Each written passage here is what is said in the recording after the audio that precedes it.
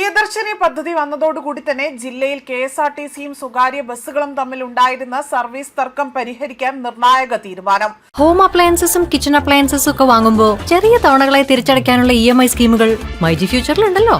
Experience ചെയ്യാം next level shopping myG ഫ്യൂച്ചറിൽ.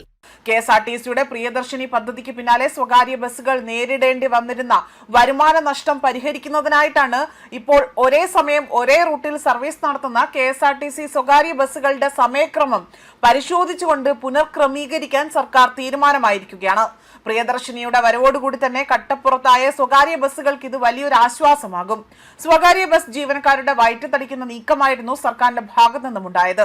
ഒരു ദിവസം തന്നെ പ്രിയദർശിനി പദ്ധതി കാരണം 5000 രൂപ നഷ്ടം നേരിടേണ്ടി വന്നത് അതിവിടെ സ്വകാര്യ ബസ് ഉടമകളും അതുപോലെ തന്നെ തൊഴിലാളികളടക്കം വലിയ പ്രതിസന്ധിയിലായിരുന്നു. വരുമാന നഷ്ടം കാരണം ബസ്സുകൾ ജൂലൈ 1 മുതൽ നിർത്തിയിടുന്നതിനായി തന്നെ ജില്ലയിലെ 300ഓളം ബസ്സുകൾ മോട്ടോർ വാഹന വകുപ്പിന് G-ഫോം നൽകിയിരുന്നു. നിർത്തിയിടലിന് മുന്നോടിയായി തന്നെ 29-ന് സൂചനാ പണിമുടക്കം നടത്തിയിരുന്നു.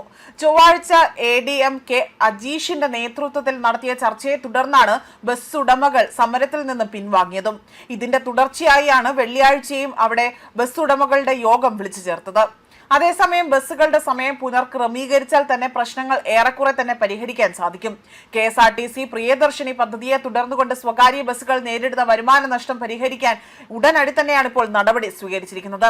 ഇതിന്റെ ഭാഗമായി തന്നെ ജില്ലയിൽ കെഎസ്ആർടിസി ബസ്സുകളും സ്വകാര്യ ബസ്സുകളും ഒരേ സമയത്ത് ഒരേ റൂട്ടിൽ സർവീസ് നടത്തുന്ന സാഹചര്യം അത് പരിശോധിച്ചുകൊണ്ടായിരിക്കും പുനർക്രമീകരണം നടത്തുന്നത്. മാത്രമല്ല ഇതിനായി തന്നെ ഒരേ സമയത്തുള്ള സർവീസുകളെ കുറിച്ചുള്ള വിവരങ്ങൾ കൈമാറാൻ സ്വകാര്യ ബസ് ഉടമകളോട് ഇപ്പോൾ നിർദ്ദേശം നൽകിയിരിക്കുകയാണ്.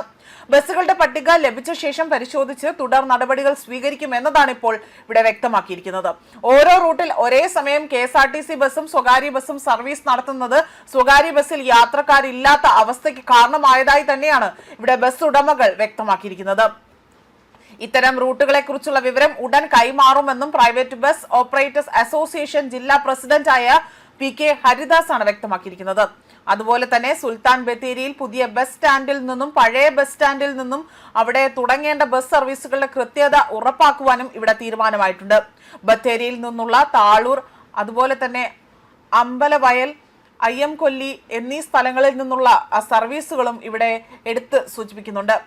കെഎസ്ആർടിസി ബസ്സുകൾ പഴയ ബസ് സ്റ്റാൻഡിൽ ഒരുമിച്ച് നിർത്തിയിടുകയും അവിടെ നിന്ന് തന്നെ സർവീസ് തുടങ്ങുകയും ചെയ്യുന്നത് വരുമാന നഷ്ടമുണ്ടാക്കുന്നതായി തന്നെ സ്വകാര്യ ബസ് ഉടമകൾ പരാതിപ്പെട്ടതിന്റെ അടിസ്ഥാനത്തിലാണ് നേരത്തെ ഇപ്പോൾ ബത്തേരി നഗരസഭ ട്രാഫിക് അഡ്വൈസറി കമ്മിറ്റി ഏർപ്പെടുത്തിയ ഈ ക്രമീകരണം നിർബന്ധമാക്കിയിരിക്കുന്നതും.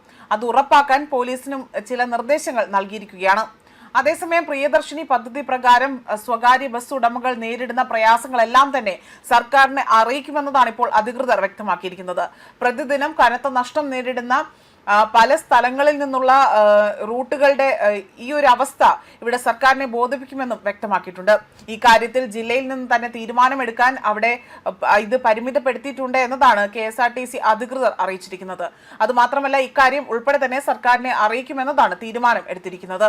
അതോടൊപ്പം തന്നെ പല രീതിയിൽ ഉണ്ടാകുന്ന ബസ് ഉടമകൾക്കുണ്ടായ നഷ്ടങ്ങൾ എങ്ങനെ നികത്താം എന്നതിലും ഇവിടെ ചില തീരുമാനങ്ങൾ എടുക്കുന്നതായി തന്നെയാണ് റിപ്പോർട്ടുകൾ സൂചിപ്പിക്കുന്നത്.